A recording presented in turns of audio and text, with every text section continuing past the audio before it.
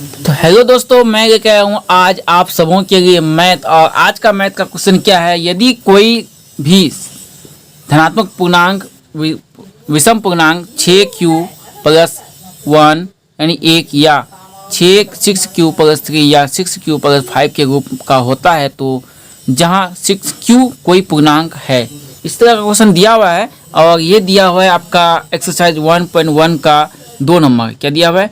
2 number है। और क्या कहता है, इस रूप का है और जहाँ q कोई पूर्णांक संख्या है। तो इसी को सिद्ध करना है और इसी को बताना है। तो चलिए, यही हम मैथ के आए हैं आप सबों के लिए और देखेंगे कि यह मैथ कैसे बनता है, कैसे यह मैथ बनता है और बना के दिखाएंगे। बिल्कुल बनेगा हमारे यूट्यूब चैनल में। और हमारे चैनल में अभी नए हैं आप, तो सब्सक्राइब करना बिल्कुल ना भूलें।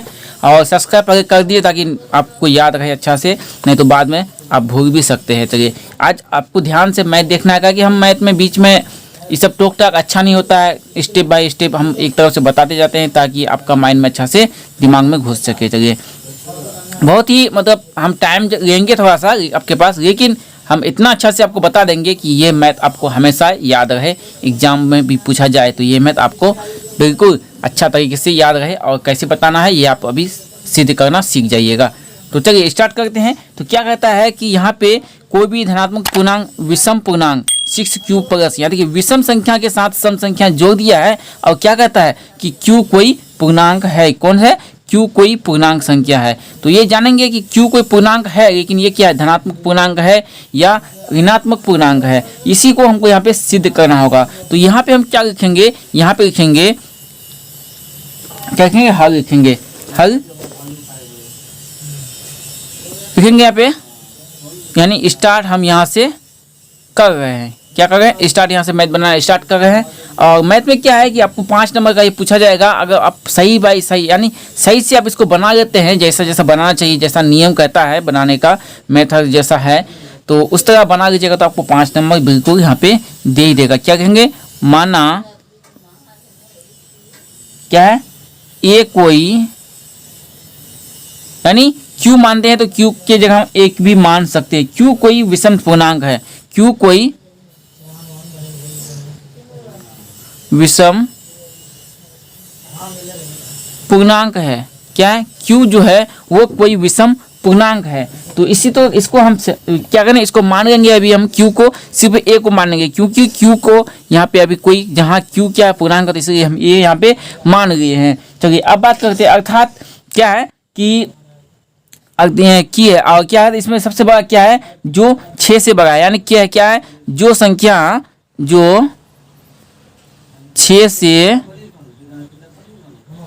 बड़ा है, यानी q एक छोटी संख्या है पूर्णांक का, और क्या है 6 क्या है, q से बड़ा है, यानी 6 जो है 6 से बड़ा है। तो अब यहाँ पर लिखेंगे अर्थात, यानी इसलिए हम कह सकते हैं इसको, क्या कह सकते हैं, अर्थात b क्या है, 6q, इसलिए हम इसको क्या करेंगे, b मानेंगे। यानी b बराबर क्या मानेंगे, b बराबर क्या मानेंगे, 6 मानेंगे। यानी हम 6 का मान क्या रख दिए, b रख दिए। चलिए अब बात करते हैं, अतः शेष पर क्या होगा, 6 से कम होगा। यानी शेष पर क्या होगा, 6 से कम होगा। अतः शेष फल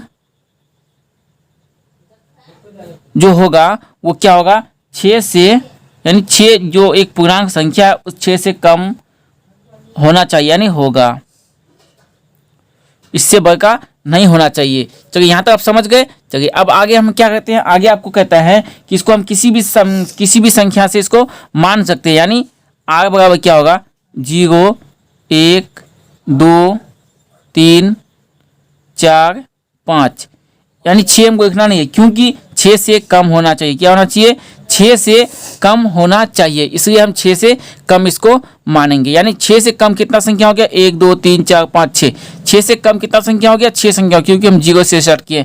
आ क्या है, कोई पूर्णांक संख्या है, तो यानी इससे कम होना चाहिए। क्या होना चाहिए, 6 से कम होना चाहिए। चलिए यहाँ तक समझ गए। चलिए अब बात करते हैं कि इसको हम किसी भी मेथड से, यानी किसी भी फॉर्मूला से कर सकते हैं। तो नहीं दिया हुआ है बिल्कुल, हम आगे क्या सीख चुके हैं, तो यूक्लिड विभाजन परिमिका हम सीख चुके हैं, इसलिए यहाँ भी हम सीखेंगे, क्या सीखेंगे, वही यूक्लिड विभाजन परिमिका द्वारा।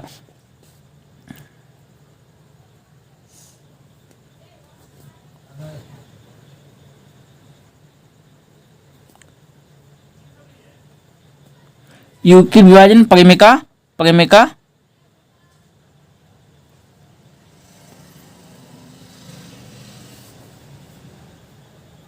यूक्लिड विभाजन परिमेय से। चलिए यहाँ तक हम समझ गए। इसके यानी किस टाइप का मैथ बनाएंगे, क्या फॉर्मूला कि इस मैथ को बनाएंगे, यही आपको यहाँ पे समझा रहे हैं। तो चलिए अब बात करते हैं फर्स्ट चरण लेते हैं, यानी चरण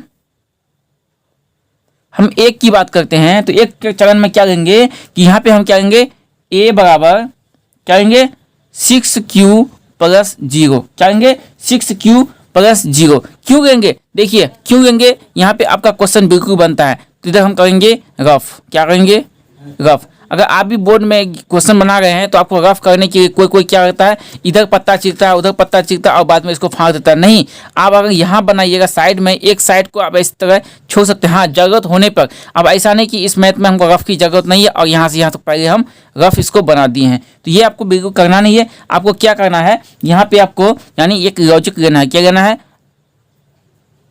आपको एक लॉजिक लेना है। लॉजिक में क्या लीजिएगा कि हम इसको अगर कोई संख्या मान लेते हैं, यानी इसको हम मानेंगे क्या, अगर b मानते हैं या c मानते हैं या q मानते हैं, तो यहाँ पे क्या बन रहा है, तो यहाँ पे एक मेरा क्या एक लॉजिक आ रहा है कि p q प्लस 1 यहाँ पे आया है। उसके बाद फिर इसको हम p मानते हैं, p q प्लस 3 और p q प्लस 5। ये मेरा मतलब एक बढ़ रहा है, एक आ रहा है, सेम टू सेम आ रहा है। तो यहाँ हम क्या करेंगे, इसी p को हम b मानते हैं और b को क्या कहते हैं q के, यानी a बराबर मान लेते हैं। तो यहाँ पे हम क्या करेंगे, यहाँ पे हम लेंगे देखिए q से a बराबर 6q प्लस 0, यानी a to z से हम कोई भी संख्या मानेंगे वो क्या होगा, एक पूर्णांक संख्या होगा, यानी धनात्मक संख्या होना चाहिए। चलिए अब बात करते हैं, यहाँ पे क्या होगा 6q क्या होगा 6 प्लस 0। यहाँ पे 0 देने पे क्या होता है, ये आपका बराबर क्या हो जाएगा 6q, यानी 6q क्या है, ये सम है और ये भी सम है, यानी ये संख्या जो है आपका सम है। क्या है, ये संख्या जो आपका सम है, यानी एक बन गया। क्या बन गया, ये आपका संख्या सम बन गया। अब बात करते हैं क्वेश्चन में क्या होता है, चरण दूसरा बात करते हैं। दूसरा चरण में क्या है कि a बराबर क्या होगा आपका, यानी a दीजिए या r दीजिए। यहाँ पे हम क्या माने, r बराबर क्या माने, r बराबर 0 माने। तो यहाँ भी हम क्या करेंगे, r बराबर क्या मानेंगे, जब r बराबर 1 रखेंगे तब, जब r बराबर 1 रखेंगे तब। यहाँ पे r बराबर क्या रखे 0 रखे, तो यहाँ पे हम 1 रखते हैं। तो 1 रखने के बाद हमको क्या मिलता है कि a बराबर 6q प्लस 1। क्या हुआ 6q प्लस 1। यहाँ पे हम क्या कर देखते हैं कि 6q यहाँ पे क्या होगा, 6q आपका 6q इधर है, तो 6q क्या है, एक सम संख्या है। और प्लस क्या होगा, ये 1 जो है 1 आपका विषम संख्या है। क्या हुआ, सम संख्या और विषम संख्या हो गया। सम और विषम यानी दोनों को हम अगर इसको जोड़ते हैं तो मेरा संख्या क्या निकलता है, विषम निकलता है। क्या निकलता है, विषम निकलता है। यानी ये हो गया आपका एक समीकरण एक बन गया। अब यहाँ पे चरण देखते हैं, तीसरा चरण क्या है, तीसरा में क्या होगा, यहाँ पे हम क्या करते हैं, यहाँ पे हम मानते हैं a बराबर क्या मानेंगे, यानी a कहिए या r कहिए। हम यहाँ r मानते हैं तो r ही मानना होगा। यहाँ पे r बराबर 2 रखने पर, तो r बराबर हम 2 रखे तो यहाँ पे मेरा क्या होगा, यहाँ पे हो गया आपका 6q प्लस 2। क्या होगा 6q प्लस 2। तो यहाँ पे क्या होगा, ये आपका सम संख्या है, ये भी सम संख्या है, यानी दोनों सम संख्या जो है सम प्लस सम, ये दोनों संख्या सम है, इसलिए यहाँ पे क्या होगा बराबर क्या हो गया, सम संख्या हो गया। क्या हो गया, ये आपका समीकरण 2 हो गया। क्या हो गया, समीकरण आपका यहाँ पे बन गया 2। अब बात करते हैं चरण चौथा में आते हैं। क्या किस में आते हैं, चरण चौथा में आते हैं। तो चरण चौथा में क्या होगा कि r बराबर 3 रखने पर, क्या होगा r बराबर 3 रखने पर 6q प्लस 3। यहाँ क्या हुआ, वहाँ पे क्या हुआ सम संख्या और ये विषम संख्या, यानी सम प्लस विषम दोनों मिलाकर क्या बन गया, ये बन गया आपका विषम संख्या। क्या बन गया आपका, ये बन गया विषम संख्या, यानी विषम संख्या सम और विषम को जोड़ने पर ये बन गया मेरा तीसरा समीकरण। कितना बन गया, समीकरण तीसरा। समीकरण चौथा कहते हैं r बराबर, ये हुआ आपका चौथा, ये हुआ आपका पांचवा, यानी चरण चरण यहाँ पे देते हैं जगह कम है, इसलिए यहाँ पे आग बराबर क्या हो गया, आग बराबर 4 दिए, 4 में समीकरण 4 रखने पर आग का मान 4 रखने पर क्या बनता है, तो 6q + 4 सम संख्या बराबर क्या बनेगा, सम संख्या बनेगा बिल्कुल यहाँ पे इस तरह। तो समीकरण ये हो गया आपका चौथा। समीकरण पांचवा में आग बराबर क्या है 5 रखने पर, यानी छठा समीकरण में 5 रखने पर क्या हो गया, तो 6q + 5 बराबर क्या बनेगा, ये आपका एक संख्या है सम और एक संख्या क्या है विषम, बराबर क्या बन गया विषम, क्या बन गया विषम बन गया। तो ये हो गया आपका समीकरण 5, क्या हो गया समीकरण आपका बन गया 5। यानी समीकरण देखिए एक में क्या कहता है, फर्स्ट में क्या कहता है, यहाँ पे आप देखिए क्योंकि ये सम और विषम क्यों होगा, सम और विषम क्यों होगा, क्योंकि देखिए इसलिए होगा क्योंकि Q कोई क्या है, Q कोई भी पूर्णांक हो, Q कोई भी पूर्णांक हो, ये Q जो है कोई भी पूर्णांक हो और उससे 6 से गुना करने पर सम संख्या बन जाती है, सम संख्या बन जाती है। Q कोई भी पूर्णांक हो उससे हम 6 से गुना करेंगे तो Q बन जाती है, क्योंकि देखिए कोई भी सम क्या होता है विषम सम संख्या पूर्णांक हो और क्या कहता है उसे 6 से गुना करने पर, 6 से गुना करने पर, ये आप लिखिएगा यहाँ पे कि पूर्णांक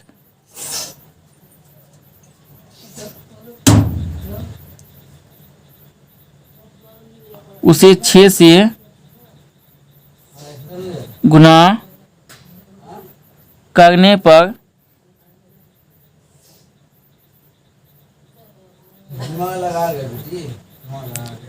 सम संख्या बन जाती है, बन जाती है। अब यहाँ पे देखिए क्या है सी, क्या है 6, क्या है 6 है, 6 को कोई भी हम सम संख्या या विषम संख्या से इसको हम करेंगे तो विषम संख्या क्या है 6 और 3, 3 से हम क्या विषम संख्या है तो 6 क्या कितना हो गया 18 हो गया, कितना हो गया 18। 6 को हम क्या करेंगे गुना करेंगे 5 से तो 5 6 कितना हो गया 30 हो गया, कितना हो गया 30 हो गया। अच्छा अब यहाँ पे बात करते हैं एक विषम संख्या कहते हैं, क्या है एक सम संख्या कहेंगे 6 या सम संख्या कहेंगे 8 6 जाकर 36 क्या है। और अच्छा एक बात करते हैं कितना से 9 से 9 5 45 9 6 54 कितना हो गया 50 6 54। क्या यहाँ पे देखिए आप कोई विषम संख्या है, सब तो सम संख्या है, इसलिए यहाँ पे क्या हो गया सम और प्लस सम सम हो गया यानी विषम हो गया। चलिए यहाँ बात करते हैं, इसलिए यहाँ पे क्या लिखना होगा, अब हमको लिखना होगा समीकरण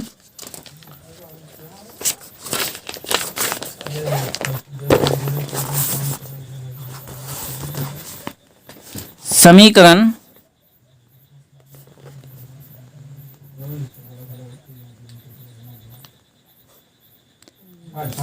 कौन कौन संख्या क्या कहता है आपका यहाँ पे कहता है कि 3 5 1 3 5, यानी समीकरण 1 में आप देखिएगा यहाँ पे क्या लिखा हुआ है, समीकरण 1 कहाँ पे है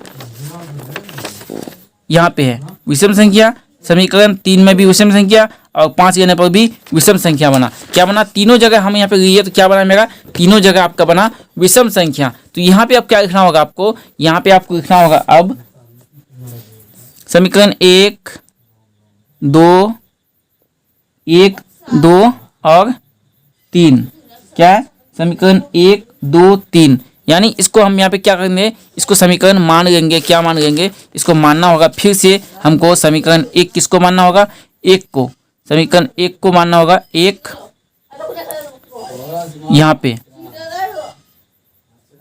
अब समीकरण क्या है 3 को क्या मानना होगा 2, क्या मानना होगा 2 मानना होगा इसको, और इसको मानेंगे हम 3, क्या मानेंगे 3, या नहीं तो कह सकते हैं 1 3 और 5, 1 3 5 ही लीजिए, सिंपल होगा बढ़िया होगा समझने में।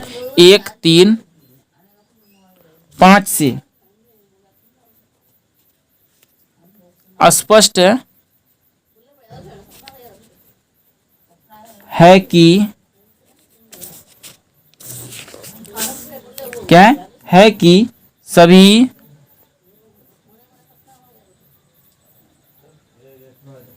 धनात्मक संख्या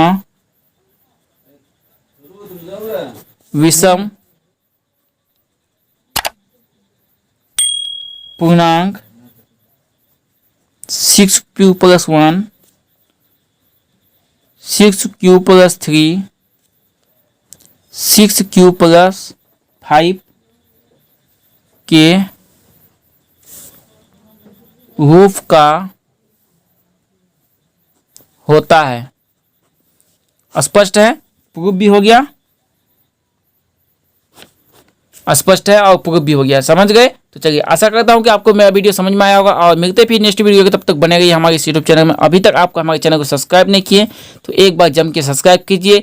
और कम से कम आप अगर अभी इस मैट्रिक का तैयारी करना चाहते हैं और हमारे मतलब चैनल से मेन टॉपिक या बोर्ड में एग्जाम आने वाला है, इसमें अच्छा क्वेश्चन लेके आते हैं।